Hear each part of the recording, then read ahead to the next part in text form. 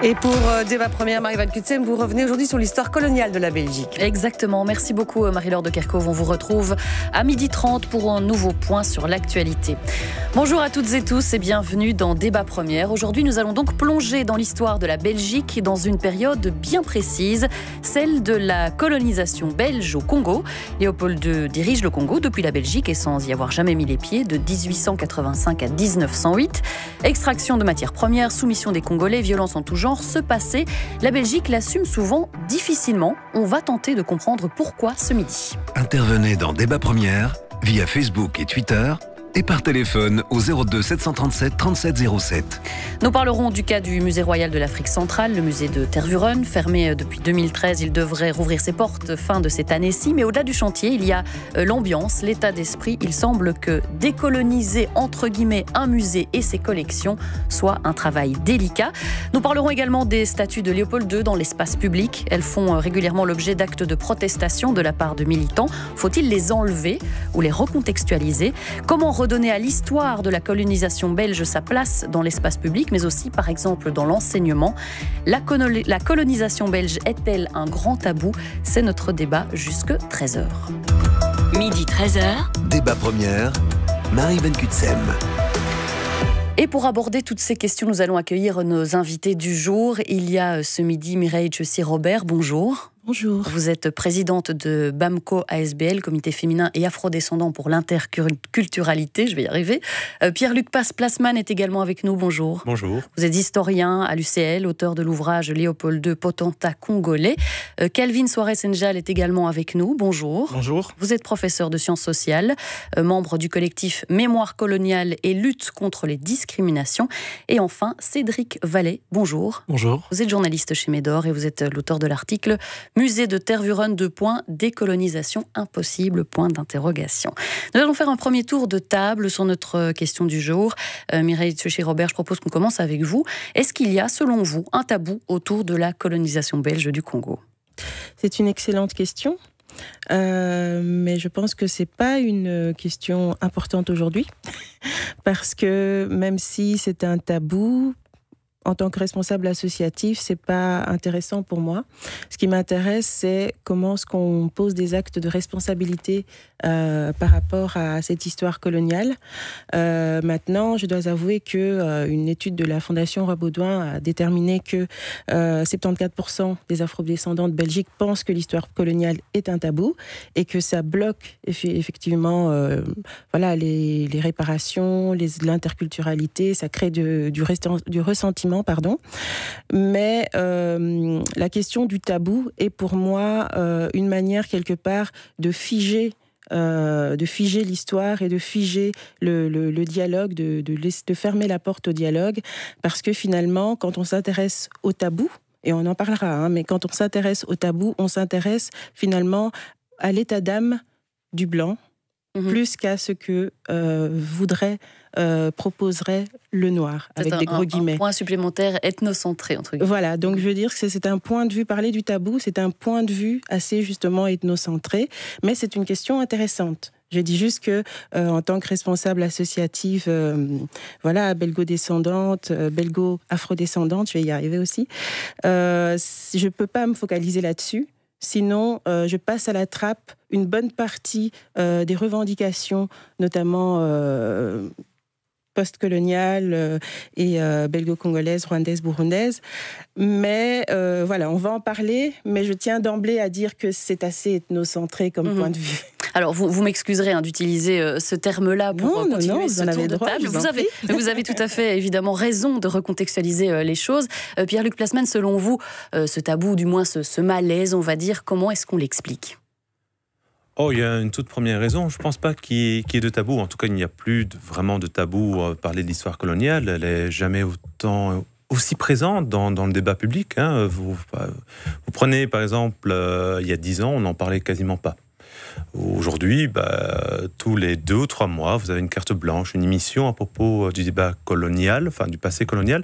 Alors, au point de vue historien, ça s'explique très très simplement dans le sens que, contrairement par exemple aux Pays-Bas, pendant 20 ans, dans toutes les universités belges confondues, on n'a plus fait d'histoire africaine, ni d'histoire coloniale.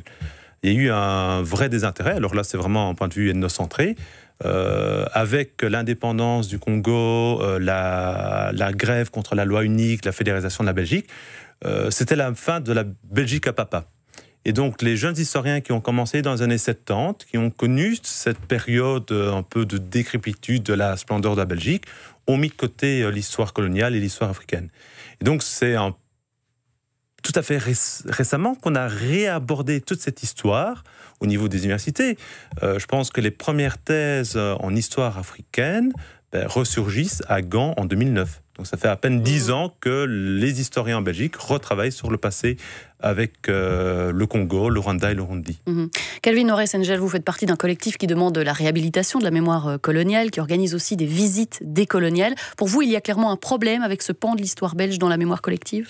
Oui, alors j'abonde dans le même sens que Mireille, et ce que Pierre-Luc vient de dire est exact, parce que pour vous expliquer un peu, disons, la sortie de ce tabou finalement, parce que nous sommes en train d'en sortir.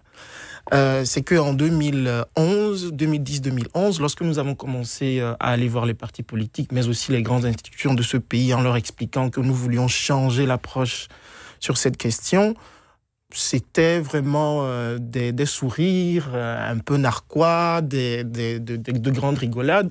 Dans certains partis, on nous a dit qu'il n'y avait pas de problème par rapport à l'intégration des Noirs, c'est plutôt les personnes d'origine maghrébine ou arabe qui posent problème. Dans d'autres partis, on nous a envoyé des cabinettards de jeunes cabinettards qui travaillaient dans des cabinets liés aux affaires extérieures. Ça veut montrer qu'à cette époque, il y avait une certaine ignorance de la part de nos politiques sur ces questions-là. Et puis, il y a une deuxième explication. Il y a une volonté dans les institutions de certaines personnes et de certaines, je vais dire, d'une partie de l'establishment, de ne pas parler de cette question parce qu'on estime qu'elle pourrait gêner politiquement, économiquement. La Belgique, on a eu une carte blanche d'un certain monsieur Éric Delamotte la dernière fois dans la Libre et de son fils, il y a des années avant, sur le fait que lorsqu'on aborde ces questions, cela a un impact négatif sur l'image de la Belgique dans le monde et a un impact économique sur les hommes d'affaires au Congo. Et donc, il y a de lourds enjeux derrière ces questions et on ne les aborde pas assez. Et c'est pour ça qu'il y a encore des résistances aujourd'hui dans certains pans de la société, mais nous essayons de populariser, de vulgariser cette question. Cédric Vallée, on va terminer ce tour de table avec vous. C'est quelque chose que vous avez ressenti aussi en réalisant votre enquête pour Médor au sujet du musée de Tervuren. Il y a des non-dits, des postures conflictuelles ? Des postures conflictuelles, certainement, mais ce qui est sûr, c'est que la rénovation du musée, et en particulier le changement d'exposition permanente, c'est l'occasion d'entamer un débat de société, justement, de briser ce tabou s'il existe. Alors, il y a certainement moins un tabou qu'il y a plusieurs années, mais en tout cas, d'en parler de manière au grand public, quoi, de ne pas juste se laisser cette discussion aux historiens, justement faire une discussion sociétale. Nous parlons colonisation et décolonisation belge du Congo ce midi dans Débat Première. On se retrouve juste après la pub pour parler du cas précis du musée royal de l'Afrique centrale à Tervuren. Intervenez dans Débat Première via Facebook et Twitter et par téléphone au 02 737 37 07. Débat Première, midi 13h. Parlons business sur la Première. Indépendant, profession libérale, administrateur de société, dirigeant de PME, le monde bouge à tout instant. Pour rester à la pointe de l'actualité et de la nouveauté, ne manquez pas Parlons business. Toutes les astuces et bonnes idées pour les indépendants, du lundi au vendredi vers 13h15 sur la Première. Disponible en podcast sur rtbf.be/ovio. Plus de conseils sur le blog des entrepreneurs biscover.be, une initiative de BNP Paribas Fortis. J'ai promis à ma femme de lui décrocher la Lune cette année, mais je sais pas comment je vais faire. Moi, c'est déjà fait, la Lune. Mais comment t'as fait? À l'Eurospace Center, j'ai été. Non! Oui, et tu sais quoi cette année? Non. Avec toute la famille, hein. On perd sur Mars. Sur Mars? Oui. Mais enfin! Oui, à l'Eurospace Center. Hein. Bon, je peux venir avec? Évidemment. Allez, j'appelle ma femme. Mais tu sais quand on va faire une navette? Eurospace Center, E411, sortie 24. Avec la Une, la Première et Ouf TV. Ah, ces vacances à Rome. Bien installé en terrasse, après une journée de visite. Quel pied de pouvoir se reconnecter à la Belgique et de regarder sur mon smartphone. Question à la Une. Bonne nouvelle, tous les contenus RTBF Ovio sont maintenant disponibles dans toute l'Union européenne. Avant de partir, créez votre compte et activez ce service sur rtbf.be/ovio. Midi 13h, Débat première. Et on poursuit ce débat avec le cas du Musée royal de l'Afrique centrale. Cédric Vallée, dans votre enquête pour Médor, vous constatez qu'il y a un sérieux problème entre les équipes dans ce musée qui est en pleine rénovation, on le rappelle. Il y a en quelque sorte 2 camps. Oui, c'est pour schématiser, en fait, il y a plus de camps que ça. Mais effectivement, le musée est divisé parce que, contrairement à ce qu'on pense, sauf les gens qui connaissent très bien ce musée, mais donc c'est un musée et c'est aussi un institut scientifique. Donc, il y a un tiraillement certain entre, on va dire, un camp muséologique qui est là pour faire passer un message, pour animer des débats de société, et un camp scientifique qui est lui-même divisé en différentes catégories, mais un camp scientifique qui gère les collections et qui a un poids très important sur la façon dont on présente ces collections. Donc, ça se situe essentiellement là, le clivage. Et quel est le point de vue de ces deux entre guillemets, équipes? Oui, alors, c'est un peu caricatural, mais on va dire que du côté muséologique, on tient fort à ce que le message, et notamment un message qui puisse être critique envers le passé colonial belge, puisse s'exprimer à travers cette nouvelle exposition. Et on va dire plus un camp scientifique qui craint très fort, en tout cas pour une partie de ce camp scientifique, ça m'a été dit par quelques-uns d'entre eux, qui craint une repentance, qui a peur que ça soit un message qui sorte selon eux d'une rigueur purement scientifique, et donc qui craint que le musée exprime un message de repentance. Voilà, c'est un petit peu le clivage. Alors, une équipe de 6 experts issus de la diaspora africaine est conviée à participer à cette rénovation du musée, rénovation autant sur le chantier que dans la présentation des collections. Mais ces 6 experts, ils sont à peine entendus, vous expliquez? Bon, c'est peut-être un petit peu plus compliqué que ça, mais donc effectivement, à partir de 2014, le musée a fait appel sur suggestion d'un organe interne qui s'appelle le Comraf, donc qui est un organe interne au musée et qui permet déjà de consulter des membres de la diaspora. Et donc cet organe a suggéré de faire appel à 6 experts issus de la diaspora pour donner des avis sur cette nouvelle exposition. Et il se trouve effectivement que certains de leurs avis ont été pris en compte, mais l'objectif officiel de décoloniser le musée, lui, visiblement, n'est pas atteint, d'après ce que disent ces 6 membres du groupe, qui ont l'impression qu'ils ont été un peu instrumentalisés pour certains d'entre eux. Et pourquoi ? Parce qu'ils sont arrivés très tard dans le processus. En fait, ça fait 10 ans que le musée réfléchit à sa rénovation et au changement d'exposition permanente. Même plus de 10 ans, je pense, déjà au milieu des années 2000. Ils sont arrivés en 2014, à un moment où certains des grands choix étaient déjà faits. Et ils ont eu l'impression effectivement qu'on les prévenait assez tard des sujets, des discussions, et que leur impact était assez limité parce qu'ils se heurtaient notamment à la voie scientifique. Alors, un des intervenants, un des membres de ce groupe, expliquait que finalement le discours sur la mémoire coloniale reste entre les mains d'un groupe qui vit en interne dans une institution et qu'il est très difficile d'avoir un impact là-dessus. Voilà. Alors évidemment, il y a l'argument de la rigueur scientifique qui est celle des gens qui travaillent dans le musée. Le problème, comme le soulignait l'une des personnes qui était la personne qui était en charge d'organiser cette exposition et qui a démissionné au bout de 4 ans parce qu'elle n'arrivait pas justement à faire bouger les mentalités en interne, c'est que ce regard scientifique, il s'accroche sur une collection qui elle-même est issue du monde colonial, qui est exposé dans un lieu fortement chargé au niveau de la mémoire coloniale. Et donc le regard scientifique peut être critiqué, peut être lui-même contesté, mais en tout cas, il y a un certain monopole dans l'utilisation de ces collections et dans la parole et dans le regard sur l'histoire coloniale. Alors d'ailleurs, on peut lire dans votre article, le musée tente de présenter l'Afrique d'aujourd'hui avec des objets d'hier. Kelvin Orès-Njal, il est là, tout le paradoxe de ce musée, des objets d'hier et un présent qui tente de se démarquer de ce passé. Alors, je pense qu'il faudrait qu'au sein du musée, il y ait des positions fortes qui soient prises. À partir du moment où on travaille depuis des années avec des associations afrodescendantes noires, que ce soit le travail du Comraf, qui travaille depuis plus de 15 ans, que ce soit le collectif Mémoire coloniale et lutte contre les discriminations, qui fait des conférences formation en partenariat avec le musée, le groupe des 6, je pense qu'à un moment donné, il faut trancher. Et je crois qu'il y a des responsables qui doivent trancher. Pourquoi je dis ça ? Quand on parle de repentance, prenons le cas de ceux qui parlent de repentance. Je pense que quand on parle d'autoflagellation et de repentance, aujourd'hui, ce sont des slogans. Des slogans qui visent, pour nous, à monter les citoyens contre les mouvements décoloniaux. Alors que nous, nous prenons la précaution, lorsque nous faisons nos activités, notamment les visites guidées décoloniales, de dire aux gens, vous ne devez pas vous sentir coupable individuellement de ce qui a été fait, ni de ce qui a été pillé comme objet, ni de vol, etc., à l'époque. Dans la mesure où, pour nous, ce que nous visons, ce sont d'abord les institutions qui doivent assumer ce qui a été fait par ces institutions qui sont les continuateurs de cette histoire. Et ensuite, à partir du moment où nous sommes informés, nous citoyens, nous serons responsables si nous ne faisons rien avec cette information pour construire un mieux vivre ensemble. Et donc ça, c'est véritablement le problème, parce que quand on prend une dame comme Madame Patricia Van Schulenberg, qui travaille au musée, qui est directrice de département dans ce musée, qui affirme par exemple dans un journal, le journal du collectif contre l'exclusion sociale, Ensemble, qui estime que elle ne doit pas prendre position par rapport aux crimes et atrocités qui ont été commises. J'aimerais bien, on me parle du point Godwin aussi qui est instrumentalisé justement, j'aimerais bien qu'elle le dise par rapport à tout ce qui s'est passé, aux meurtres et aux assassinats que les Allemands ont commis ici. Il ne faudrait pas deux poids, deux mesures.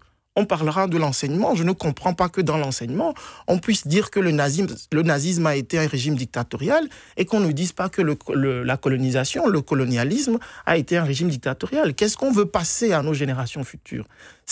Là, on est au cœur du débat par rapport à ce qui s'est passé au musée. Et si on veut contextualiser ce qui s'est passé donc, à l'époque, par rapport à ce qui s'est passé aujourd'hui, il ne faudrait pas détourner le débat dans la mesure où la constitution belge de l'époque avait des principes qu'on a violés.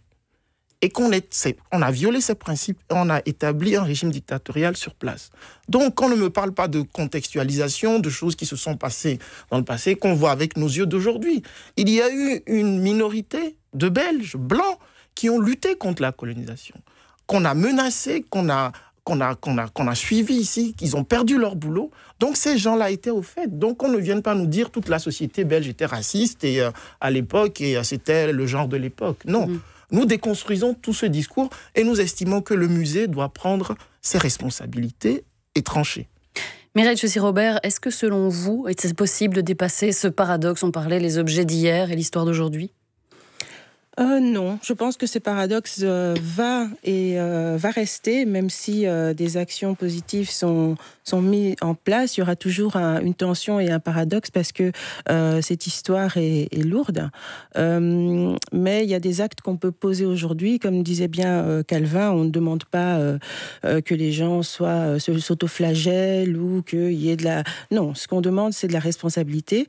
Il faut savoir que 95% des biens culturels africains sont en dehors de l'Afrique et se trouvent dans des musées européens, c'est beaucoup, 95%, et que suite au travail du collectif CRAN en France, le président Macron a décidé que dans les 5 ans qui venaient de son mandat, eh bien, il est nommé 2 experts qui allaient réfléchir aux faisabilités de la restitution des œuvres muséales.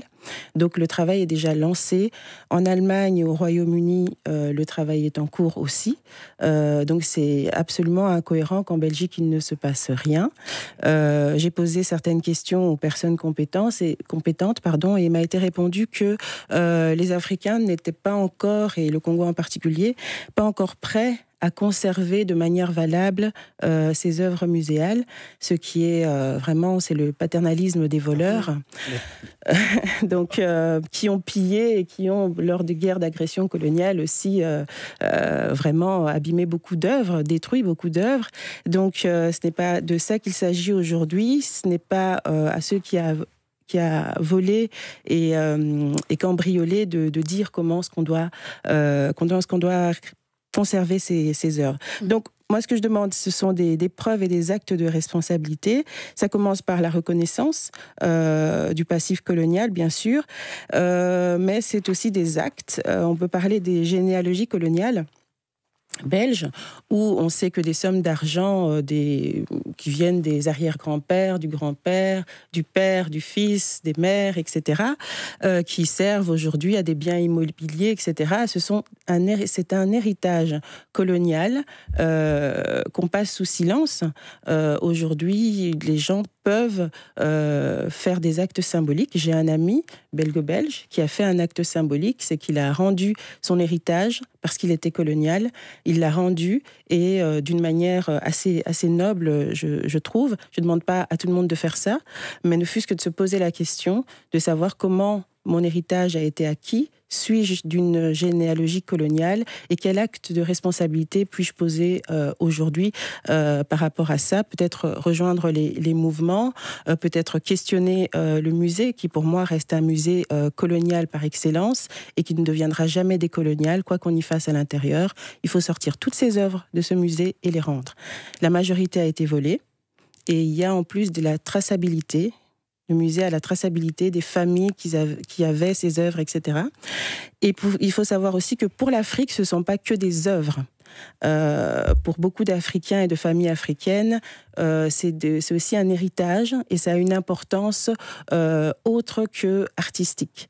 Et donc spirituelle notamment. Et donc nous sommes en lien avec les représentants des rois coutumiers d'Afrique. Donc c'est une organisation internationale qui demande le retour, la restitution de ces œuvres, parce qu'un autre argument était aussi que les pays africains n'ont rien demandé, c'est la diaspora qui demande. C'est absolument faux, parce que les rois africains se sont réunis et demandent ardemment que ces œuvres et ces pièces soient rendues. Donc aujourd'hui, c'est pour ça que tout à l'heure je disais, on est ici en Belgique et on est un peu ethnocentré finalement, parce qu'on ne se rend pas compte que ce tabou qui est souvent plutôt dans des espaces institutionnels, que ce soit les cadres officiels, étatiques et royaux. On ne parle pas souvent de la royauté, il y a ce cadre-là aussi, et que ceux qui sortent de ce tabou, c'est les associations qui commencent à en sortir, certains historiens, des médias comme Médor, alternatifs et pertinents. Mais au-delà de ça, dans les institutions étatiques, l'établissement, on ne veut pas en sortir, parce qu'il y a cette question aussi de la généalogie coloniale, et qu'à un moment donné, il faut rendre l'argent, il faut rendre les œuvres. Et ça, on n'a pas envie d'en entendre parler. À un moment donné, il faut pointer les responsables. Je parle par exemple de l'assassinat de Lumumba, et ça, on n'a pas trop envie d'en entendre parler non plus. Donc, c'est plus concret que ça.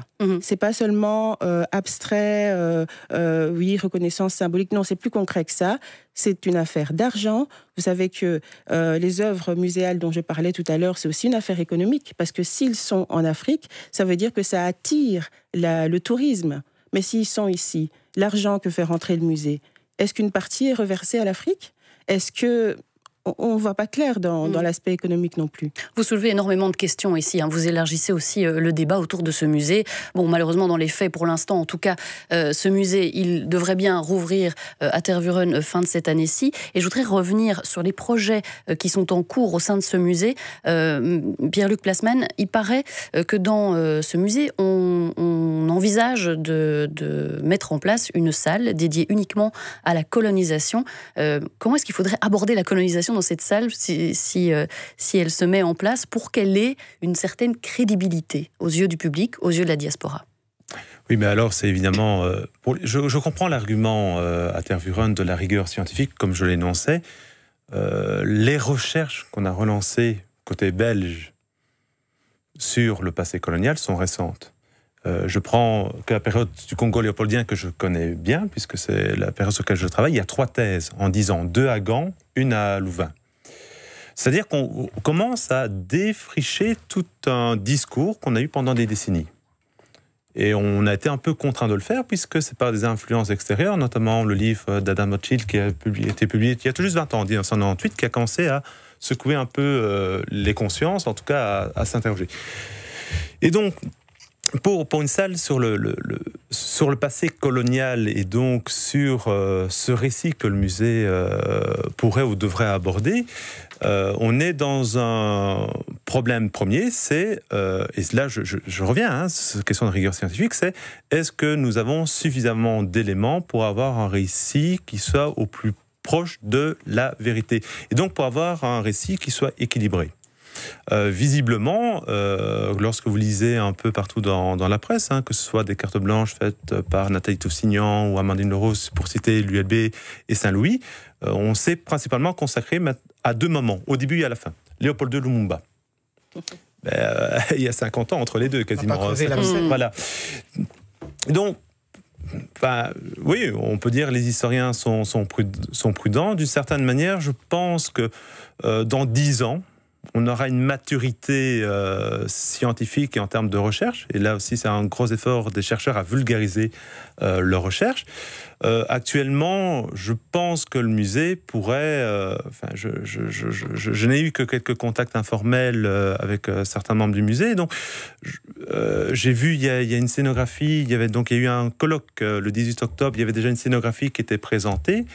Et je pense qu'elle est justement dans une voie médiane, qui veut éviter l'ancien musée colonial de 1910 et qui veut éviter d'aller sur la voie de la repentance. Mais je ne suis pas sûr qu'à l'heure actuelle, on ait un équilibre parfait qui puisse satisfaire tout le monde. J'ai hâte de voir l'ouverture. Et là, j'invoque ma grande incompétence parce que je suis beaucoup de monde, à mon avis, a hâte de voir cette ouverture. Ouais. Mais j'ai l'impression qu'il y aura beaucoup de déçus. On continue évidemment ce débat dans un instant. On se retrouve juste après la pub. Les titres de l'actualité arrivent dans 1 minute ou 2. Rejoignez le débat via Facebook et Twitter et 02 737 37 07. Midi 13h. Débat première. Savez-vous ce qui est malin? Toujours payer le prix le plus bas pour votre énergie. Et vous rendre immédiatement sur Joon.energy. Joon vous change automatiquement vers le fournisseur le moins cher sur base de votre consommation. Essayez Joon, c'est gratuit pendant 3 mois. Une victime peut être bien plus perverse que son bourreau si elle est consentante.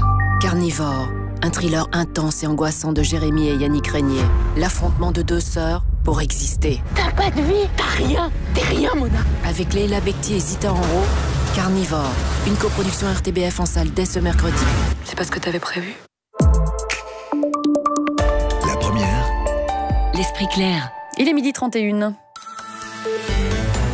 Les titres de l'actualité avec Héloïse Delander. Bonjour Marie, bonjour à tous. Si vous êtes sur la route sur le 313 à hauteur d'Herentals Industrie, vous êtes peut-être gêné par le dégagement important de fumée, des fumées provoquées par l'incendie qui s'est déclaré ce matin dans une entreprise à Bâtisse à Herve.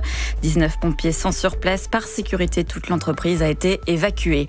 Les 61 000 Belges utilisateurs de Facebook touchés par le vol de leurs données par l'entreprise Cambridge Analytica seront avertis aujourd'hui. Les concernés verront défiler un bandeau en haut de leur fil d'information. Les informations volées ont été utilisées par la société britannique à des fins politiques. Les victimes qui se sentent lésées pourront porter plainte auprès de la commission de la vie privée. Le régime syrien et son allié russe ont accusé Israël d'avoir mené une frappe avant l'aube contre une base militaire dans le centre de la Syrie.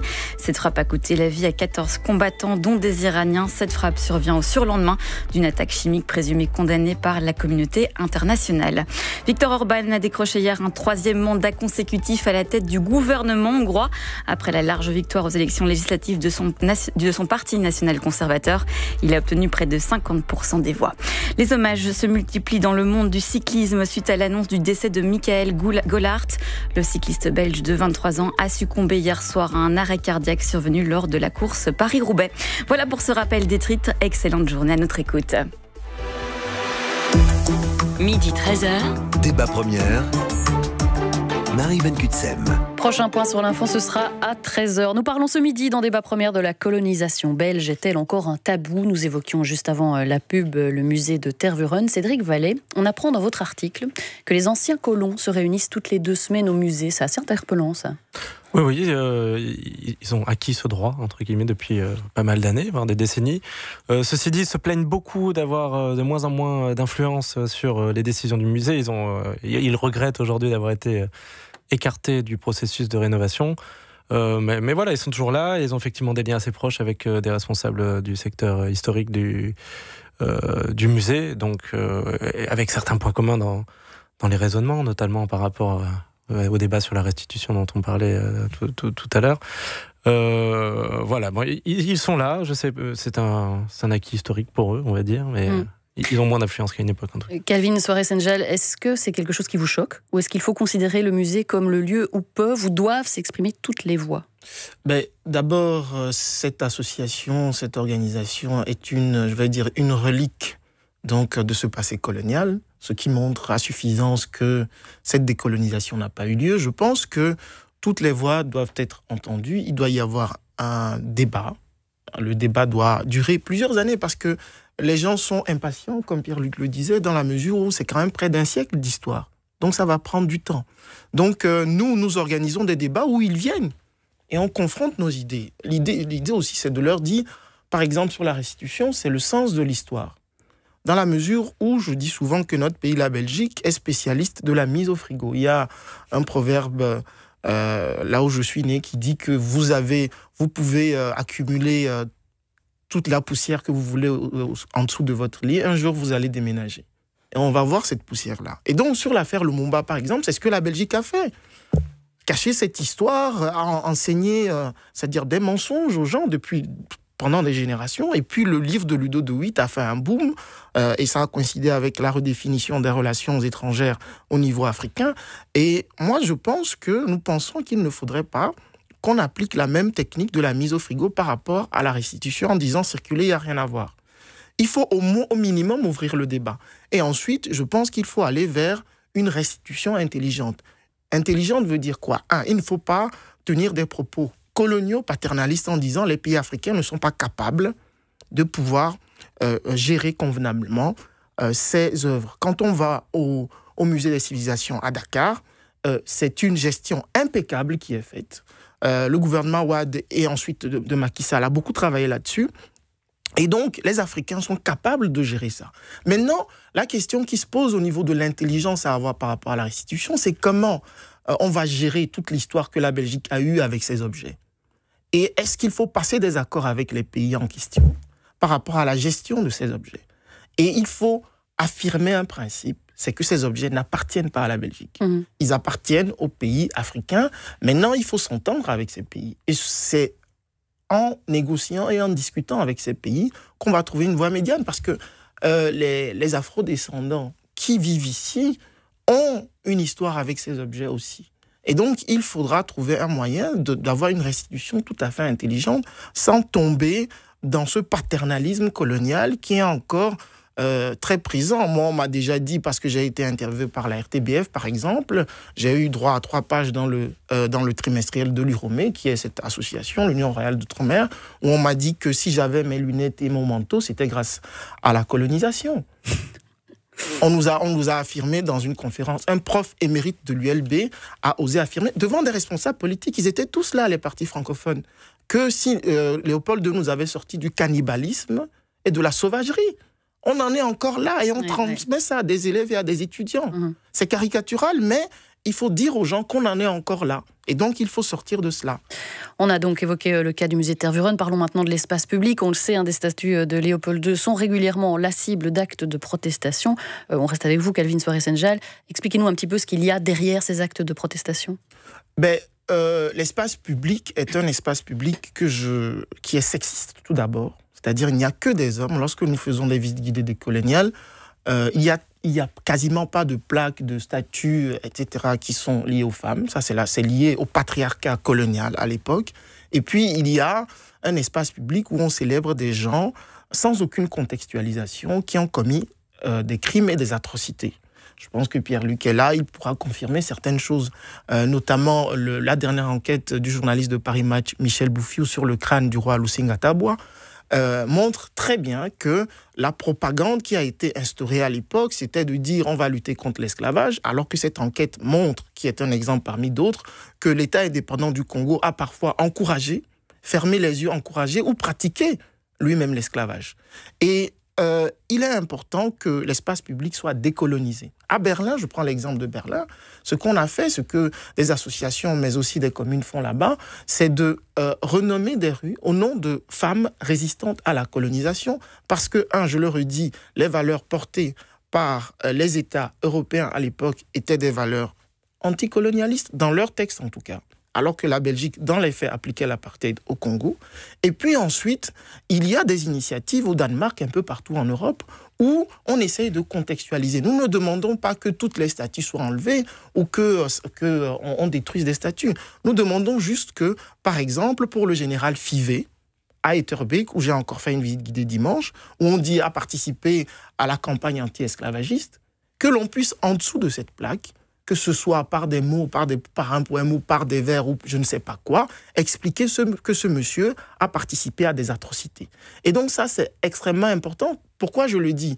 Je le disais il y a plusieurs années, quand nous sommes allés voir les responsables politiques, nous leur avons dit, si vous ne nous entendez pas, les générations qui arrivent ne seront plus dans ce dialogue. Elles sont impatientes par rapport à ce travail qui est fait. Il y a une véritable demande aussi. Et donc, le déboulonnage du buste de Léopold II à Forêt, je pense que ça entre dans ce processus-là. Parce que nous, les jeunes générations nous ont déjà dit, vous n'êtes pas assez radicaux, vous n'êtes pas assez offensifs vis-à-vis de ce qui se passe.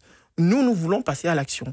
Et donc, ça ne nous a pas du tout étonnés, quelque part, lorsque nous avons appris. Et vous avez peur que ce mouvement, en tout cas, se radicalise, entre guillemets. Se radicalise, c'est un grand mot. C'est peut-être pas un mot soit beaucoup évident plus, à utiliser aujourd'hui. Soit beaucoup plus offensif. Je pense qu'il ne faut pas fermer les yeux, en tout cas, sur ce mouvement-là.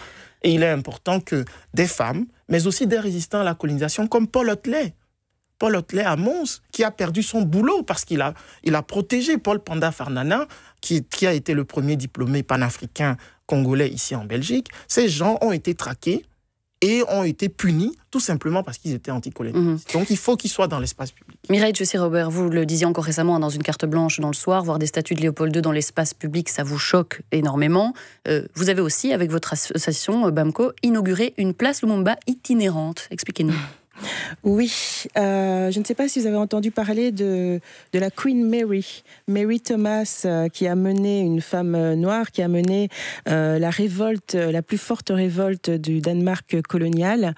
Eh bien, l'État danois a décidé de faire faire une statue de 7 mètres de cette dame, et elle a été posée, je pense, il y a une semaine à peu près. Et c'est étonnant qu'avec notre histoire coloniale, ne soyons pas capables de faire une chose pareille. Je pense qu'ériger une statue, c'est applaudir l'œuvre de la personne qu'on est en train de mettre en valeur. Ériger une statue, c'est pas faire du relativisme, dire bon, il y a des bons côtés, des mauvais côtés, non.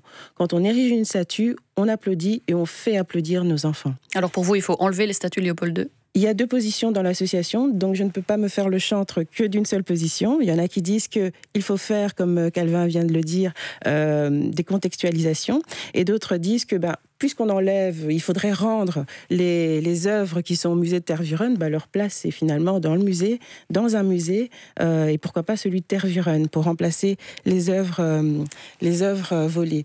Alors par rapport à la statue de Lumumba, ça fait plus de 10 ans que des personnes motivées, des associations, notamment le collectif Mémoire coloniale qui fait un travail excellent sur ce sujet, essayent d'avoir une statue de Patrice Lumumba.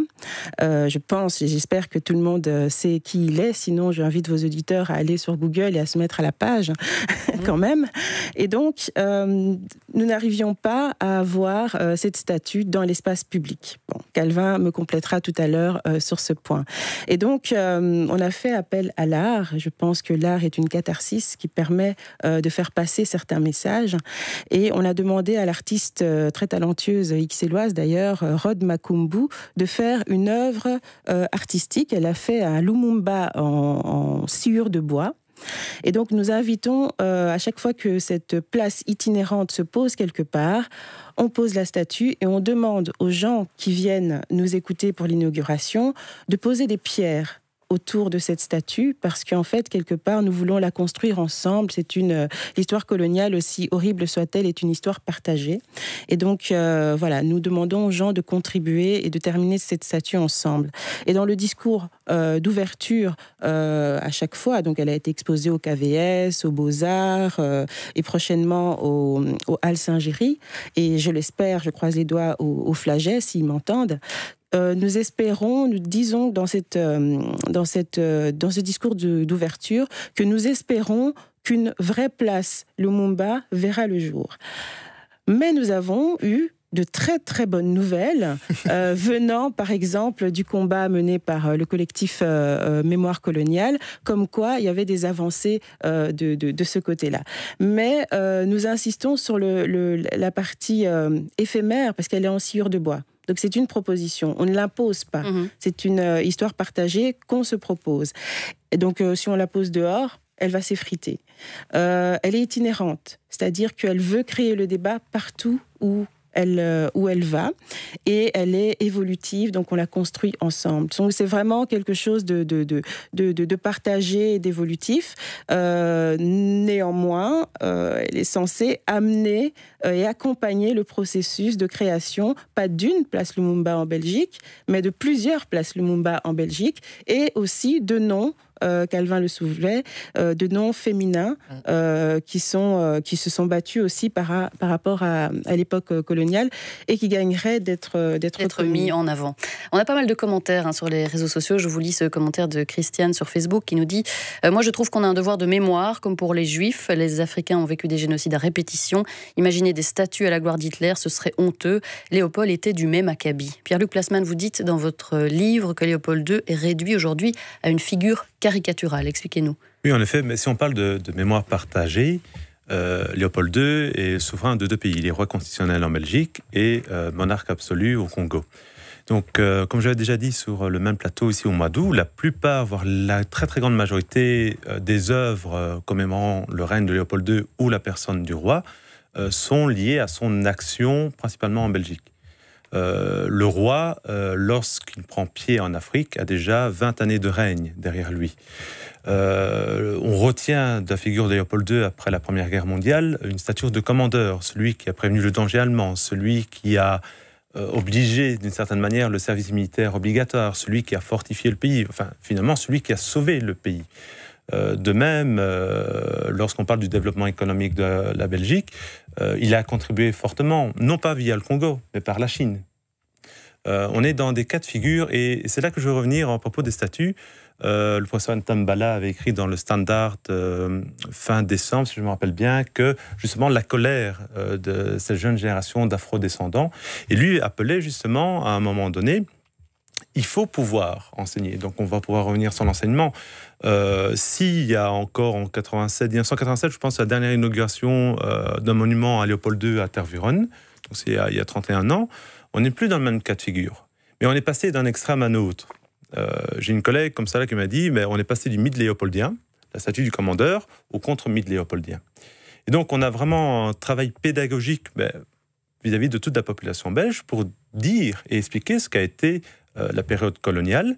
Et aujourd'hui, on doit se méfier, notamment, vous avez, je le cite parce que ça fait partie justement, qu'on va parler d'enseignement, d'un exercice C2 d'enseignement officiel sur un discours supposé de Léopold II en 1883. Et ce discours est un faux. C'est le régime d'Aïrois qui l'avait conçu pour décrédibiliser l'Église catholique qui faisait barrage à Mobutu. De même, on peut dire, oui, mais c'est qu'un élément, oui, sauf qu'aujourd'hui, à Tervuren, certaines personnes écrivent demandant qu'on sorte ce document des archives et qu'on l'expose. Mais ce document est un faux.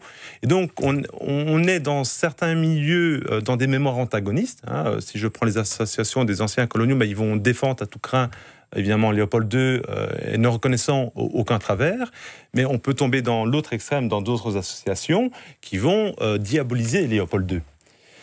Et c'est le problème de l'histoire. Ça va être un mauvais jeu de mots, et je le sors de temps en temps, je suis désolé.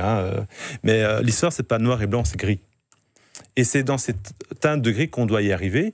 Et là-dessus, il y a 2 axes, enfin même 3. Bon, le premier, c'est évidemment le musée de Tervuren. Et donc là, c'est vrai que moi, je n'oserais pas être à leur place à Tervuren. Hein. Oui, honnêtement, je ne voudrais pas.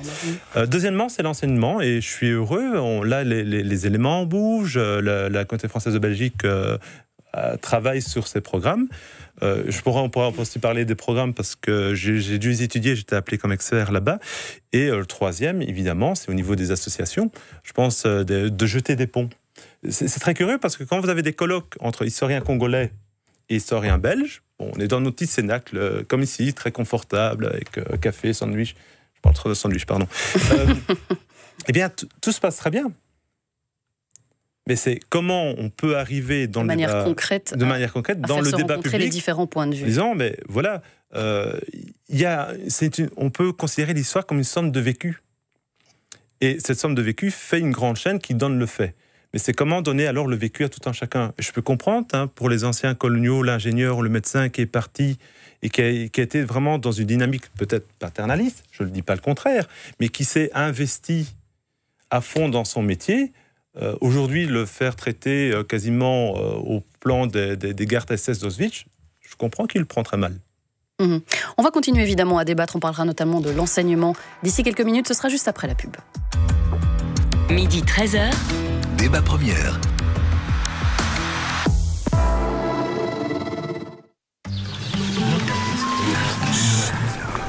Écoutez, la nature se raconte au domaine de Chevetogne ce 21 avril de 13 à 17h. C'est la journée Victor.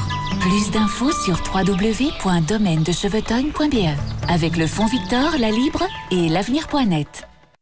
En avril, chez Skoda, les breaks sont au prix des berlines.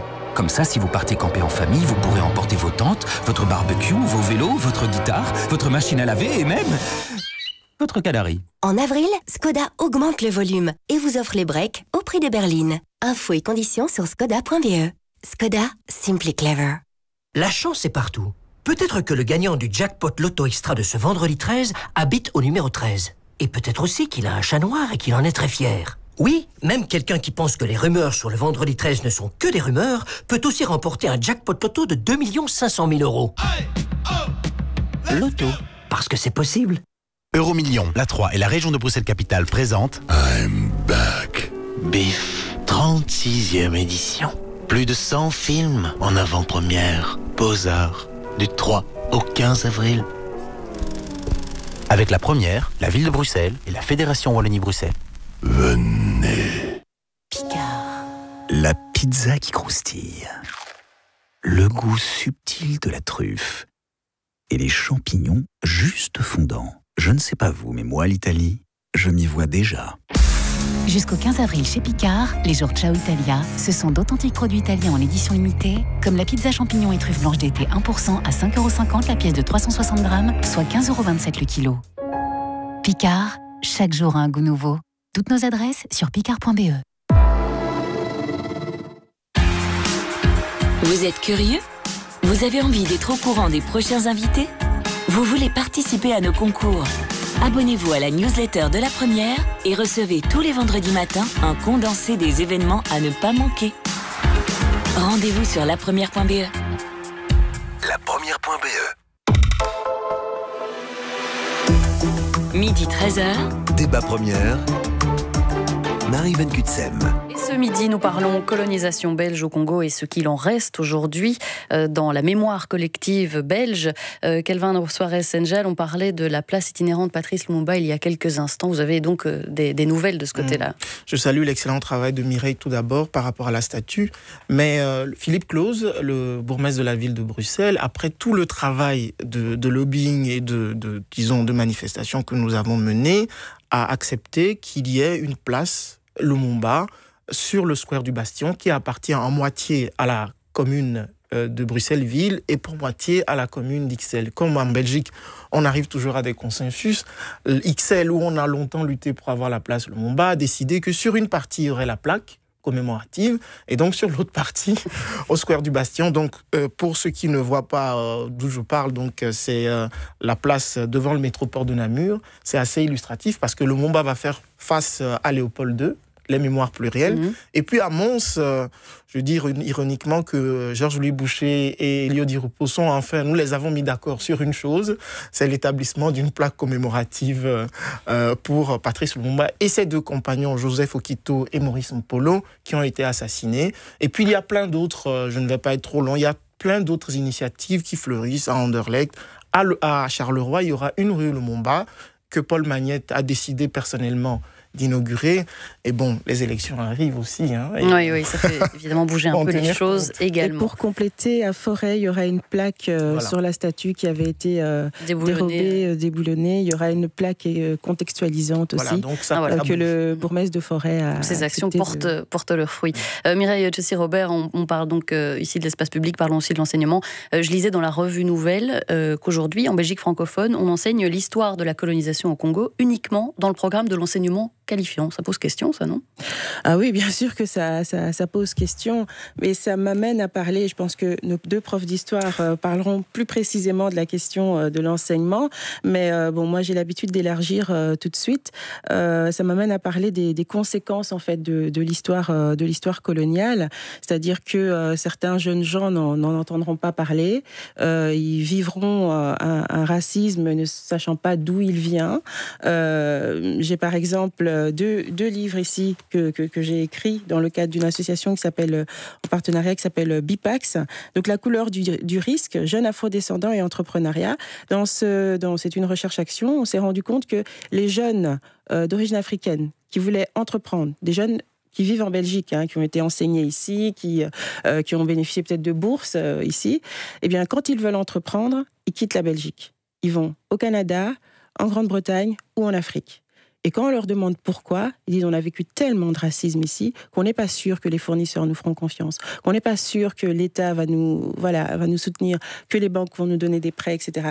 Donc, le racisme qu'ils ont vécu, le racisme postcolonial, les pousse à fuir la Belgique quand ils veulent amener des capitaux. Et en parallèle, c'est un autre livre qui s'appelle « Racisme anti-noir entre méconnaissance et mépris ». C'est aussi une recherche dans laquelle on montre que 80% des organisations antiracistes n'engagent pas de noirs.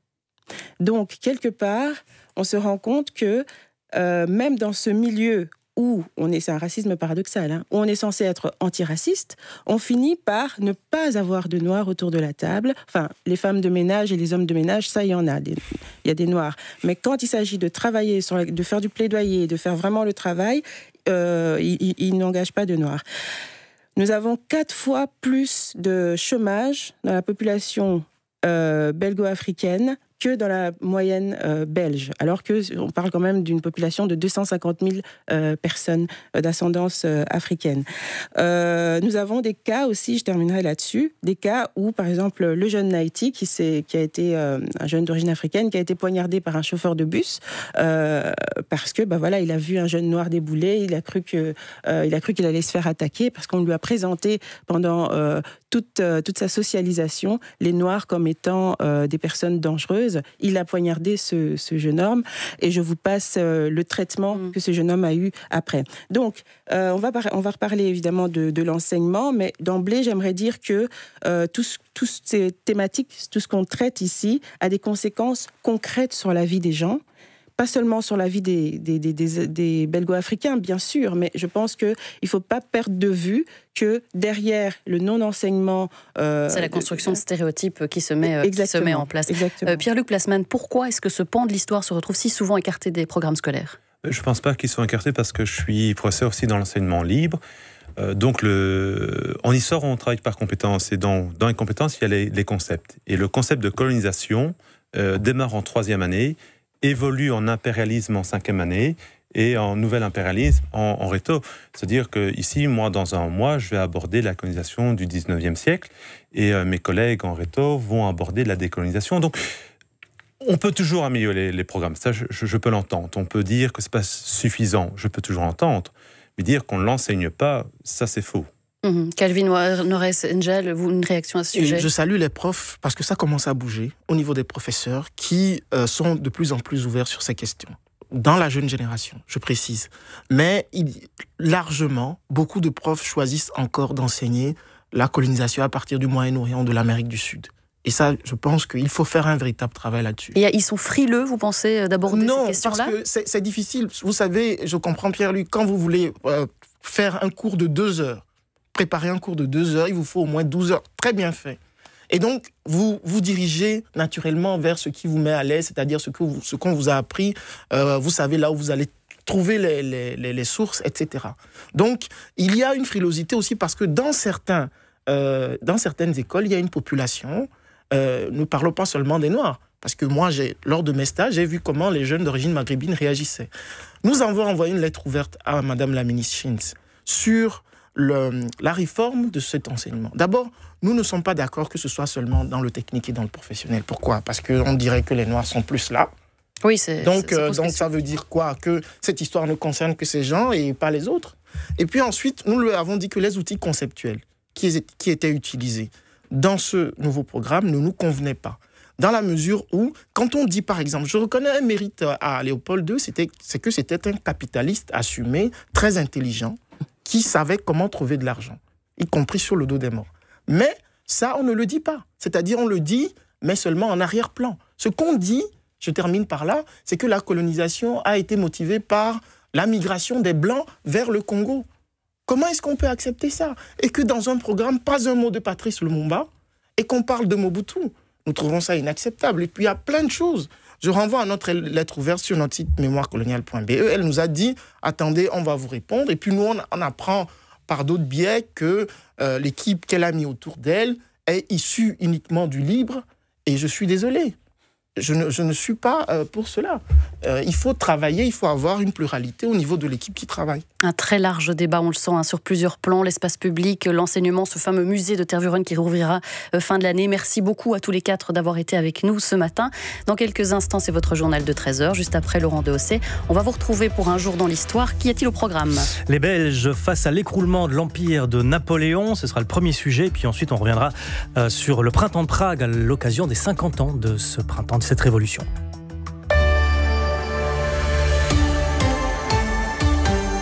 Il est 13h. Et le journal vous est présenté par Marie-Laure de Kerkhove. Bonjour. Bonjour. 61 000 Belges apprendront ce soir qu'ils sont concernés